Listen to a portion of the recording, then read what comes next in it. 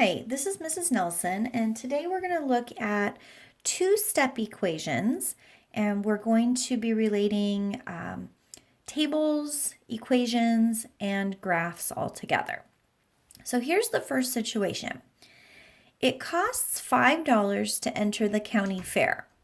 If you want to ride any rides, you must also buy tickets, which cost 50 cents each. Write an equation to determine the total cost, C, for T tickets. So first, let's think about what are the two variables in this situation, the things that are changing. Well, we have the total cost, which we're going to use the letter C to represent, and we have the number of tickets, which we're going to use the letter T to represent. So we need to decide which one of those is independent and which one is dependent. And if you'll remember from a previous lesson, we said that more or less of something causes more or less of something else. So let's use tickets and cost and see which makes sense. More or less of the cost causes more or less tickets. That's one way. More or less tickets causes more or less cost. That second way seems to make more sense because if I want to buy more tickets, then that's going to cause me to have to pay, or the cost is going to be more. Or if I buy fewer tickets, that's going to cause me to pay less. So it sounds to me like our tickets is our independent variable and our cost is our dependent variable. So I'm going to label these. Tickets is my independent variable and cost is my dependent variable. The other way to say it is that the cost depends on how many tickets you buy. So when we set up a table to represent this situation, we always start with our independent variable on the left.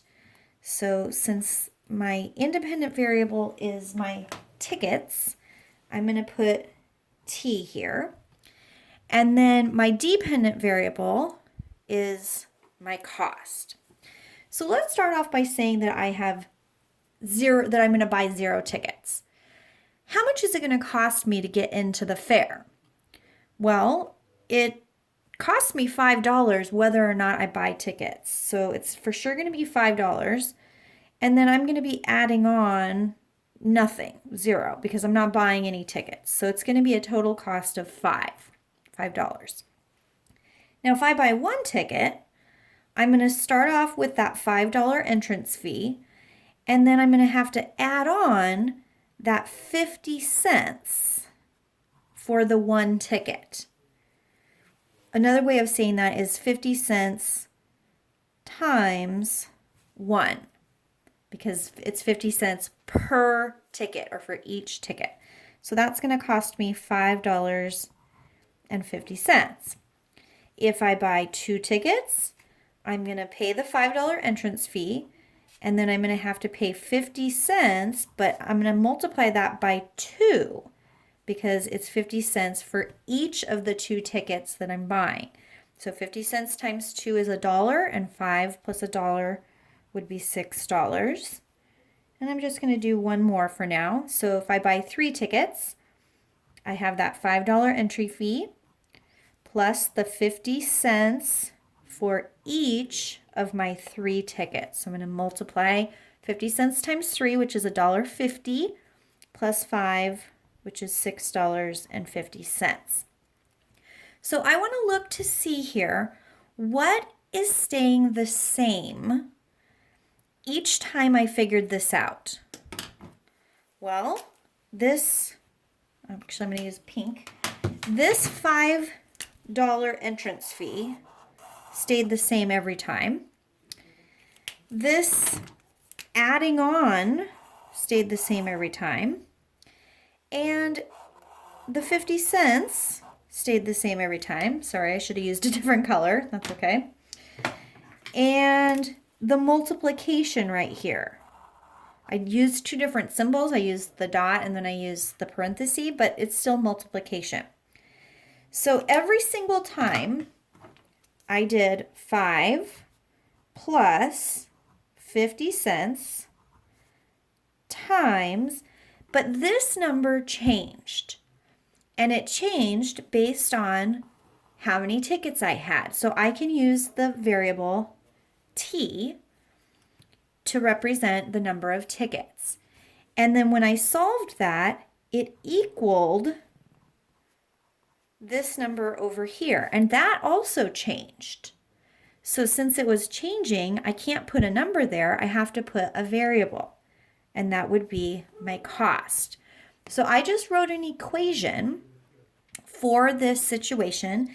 And I also made a table. Now I'm going to go ahead and make the typical 2-column table just to make this a little bit cleaner. So 0 tickets was $5, 1 was $5.50, 2 was $6, and 3 was $6.50. Okay, so next we're going to take this information from the table and we're going to put it onto a graph, keeping in mind that the tickets was my independent variable, because that's going to be important for the graph, and my cost is my dependent variable. Okay, now we are going to make a graph from this. And I went ahead and rewrote our table here so that we can see it. We all know from past lessons that on a graph we have an x-axis, which goes horizontally, and we have a y-axis, which goes vertically. So when we're graphing a situation, the independent variable always goes on the x-axis, and the dependent variable goes on the y-axis. So what did we decide was our independent variable? That's right, it was the number of tickets. So I have labeled the x-axis number of tickets, and then I'm going to put a scale with the numbers on here, keeping in mind and noticing that my numbers are on the grid line, not in the middle of a box. They're right on a grid line. And they are equally spaced apart. But I just realized a big mistake that I made. Does anyone see my mistake? I started 0 right here when 0 should always be at the origin at 0, 0. So I'm going to pause this and I'm going to redraw my graph. Okay, so I used some whiteout and fixed this. So my origin, this corner right here where the x and the y-axis meet, is always 0, 0. So then I did 1 here. Notice I skipped a line and put my 1. So then I had to skip a line to put my 2, skip a line to put my 3, and so on, so that it stayed equally spaced. Now, if this is my independent variable and my dependent variable has to go on the y-axis, then my cost is going to go over here. And notice I labeled it with what kind of cost. Are we talking about cents? Or are we talking about dollars? Or some sort of other money like the Japanese yen or the euro? We need to be specific. But I also need to put a scale on this. So if I counted by ones, 1, 2, 3, 4, 5, 6, 7, I could, all of my data will fit on there, but I'm going to go ahead and count by twos, just so that if I want to extend my table, I have a little bit more room to add some more points on. So I'm going to say that this is $2, $4, $6, $8, $10, $12, $14. Okay, so now I'm going to go ahead and use these numbers in my table basically as my coordinate points or my ordered pairs. So 0 is my X or my T, my tickets. So I'm going to stay right here at 0. And 5 is the cost. So I'm going to go up on the y-axis to 5. And I'm going to put a point. Then I have 1 for my tickets. So I'm going to go over here to 1 ticket, and the cost is $5.50. So I'm going to go up to, well, here's 5, here's 6. So $5.50 is going to be halfway between them. Not all points will end up being exactly where 2 grid lines meet. 2 tickets is going to go up here at $6. 3 tickets at $6.50. And then I can continue if I want to. 4 is going to be at $7. 5 is going to be at $7.50. 6 is going to be at $8, and so on. And I have now graphed the same situation that I wrote an equation for and I made a table for. Now I want you to notice something on this graph. As I go from point to point, as I go from point to point, it's following a pattern.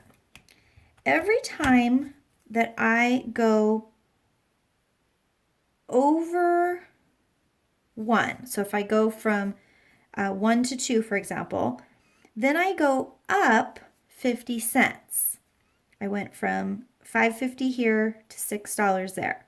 If I go over 1 ticket, I go up 50 cents from 6 to $6.50.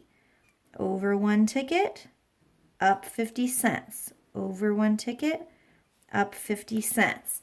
And I want you to notice that when we wrote our equation, that amount, that 50 cents that we went up each time, every time we went over, was the amount being multiplied by the number of tickets. And then the 5 is right here where we started. We started on the y-axis at 5, and then we went over 1, up 50 cents, and continued that pattern. So keep that in mind as we start our next problem. Okay, for this problem, we've been given a table again, and we want to try to write an equation. Now, you'll notice this time the table is going vertically instead of across, horizontally, but it doesn't matter. This is still my in, this is still my out. Normally when we have a table going horizontally, the in is the top and the out is the bottom. This is our independent variable, and that's why it goes into the machine. And then this is our dependent variable, which comes out of the machine. So whether I write it vertically or horizontally, it doesn't matter. I'm still providing the same information. So I, again, am going to try and figure out, what has the machine been programmed to do to this number to get out this number? And like I said in the last lesson, I usually start with addition and subtraction and see if that will work. So if I start with 3 and I add 17, that will get me to 20. So let's see if that works here. If I start with 4 and I add 17, that gets me to 21, not 24. So that doesn't work. So then I try multiplication or division. So let's see, 3, well here I can see 4 times 6 equals 24, but if I do 3 times 6, I get 18. So that doesn't work either, which means that this equation is probably going to be a 2-step equation, where we're going to have to combine more than one operation. So that becomes a little bit trickier. But if we go back to what we did on this last graph, I asked you to look for a pattern here of change. And I showed it to you on the graph, but we can also look at the pattern of change on the table. So every time the number of tickets went up by 1, the cost went up by 50 cents. It's going to be very hard to write that on here because I'm running out of room, but it went up by 50 cents. And then I showed you that on the equation that we wrote was 5 plus 50 cents times T equals C. And so I showed you that this going up by 50 cents was the number that we multiplied by the tickets. And then we'll come back to the adding 5 part. So let's see if we can find a pattern here. When I am going up 1 on the in number, or the independent variable, over here I see that I'm going up 4 each time. So that should be an indicator that I'm probably going to be multiplying this value by 4. So let's try that. If I do 3 times 4, I'm going to get 12, which is not 20. So what would I have to do to get from 12 up to 20? Well, I would have to multiply, or not multiply, I'd have to add 8. So if I did 4 times 3, which gave me 12, and then if I add 8, then that's going to equal 20. Okay, well, let's see if we can do the same thing, where if we multiply by 3 and then add 8, if we'll get the out number. So let me do 4. So 4 times 4, which is 16. I'm going to draw a line here. If I add 8, that gives me 24. That worked. Okay, let's try the next one, 5.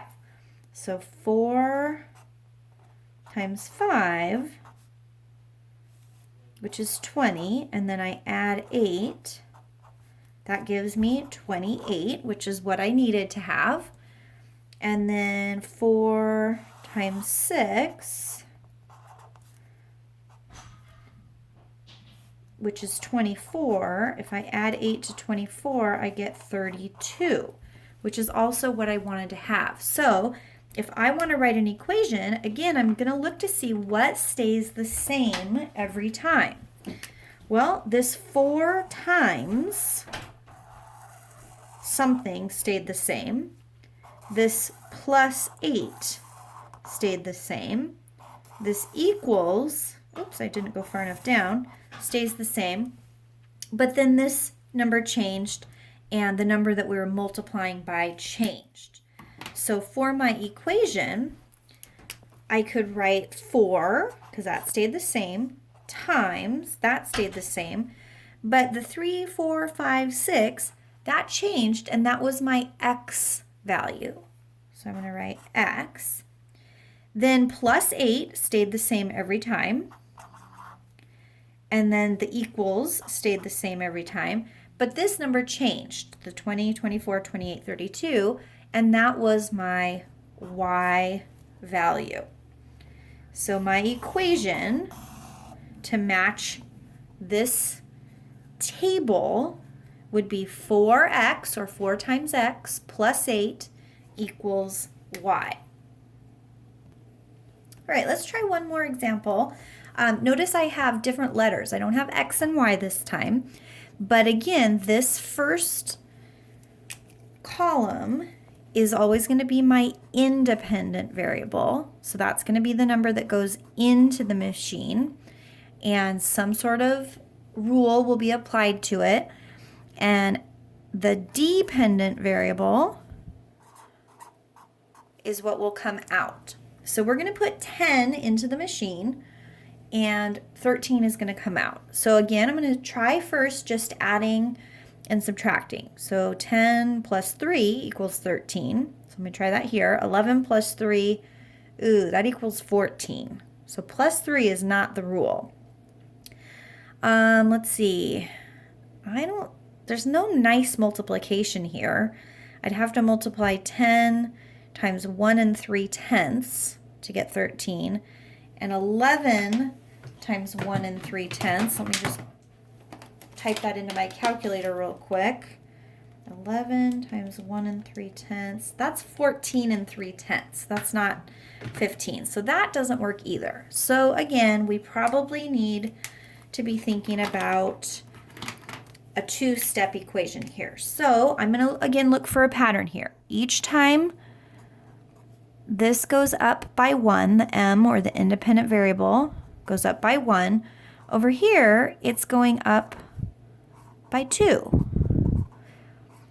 So that gives me a helpful hint that I'm probably going to need to multiply by 2, multiply my independent variable by 2. So let's try that. 10 times 2 would give me 20.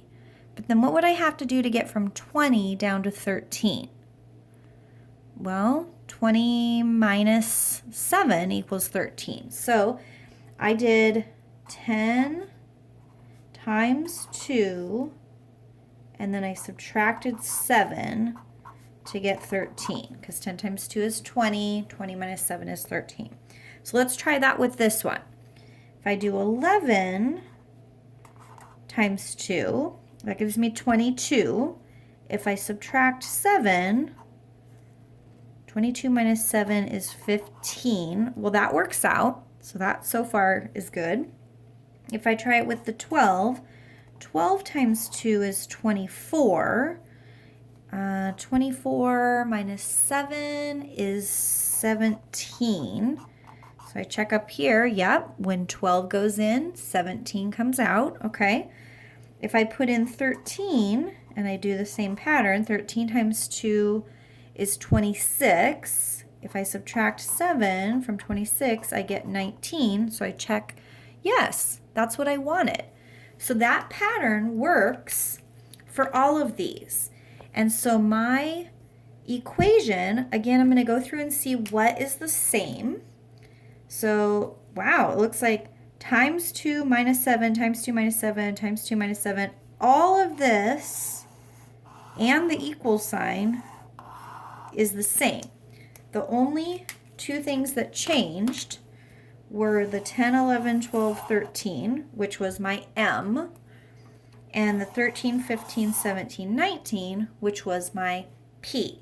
So to write an equation for this, I'm going to use the letter m to represent these numbers, times 2 minus 7, all of that was the same, equals, and then to represent these numbers, I'm going to use the letter p.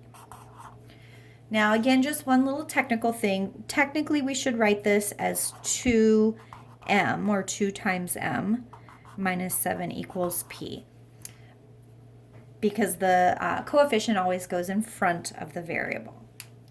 All right,